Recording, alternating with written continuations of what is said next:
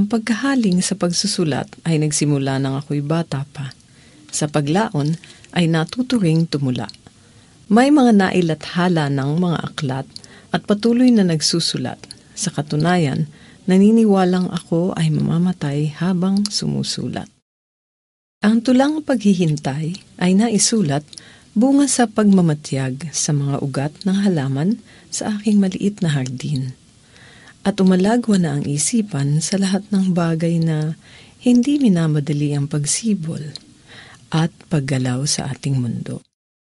Kahit sandali lamang, ito ay isang pagtakas sa napakabilis na pagtakbo ng buhay.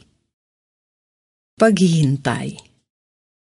Marahan ang pag-unat at pagkalat ng ugat, at walang dahong sumisibol ng isang kisap mata. Sa tuwin ay sinusuyo ang dungaw ng mayuming bulaklak.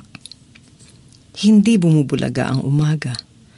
Mahinhin ang pagluhod ng araw para harapin ang dilim. At muli, malambing ang hawi ng ulap upang ang buwan ay ikubli.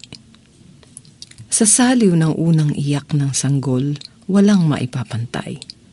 Sa katiwasayan ng kalooban ng matanda, walang maihahanay. Ang mainip ba ay kilala? Ang panahon di iniinda. Darating ka at hahagkan ang nakaabang kong puso.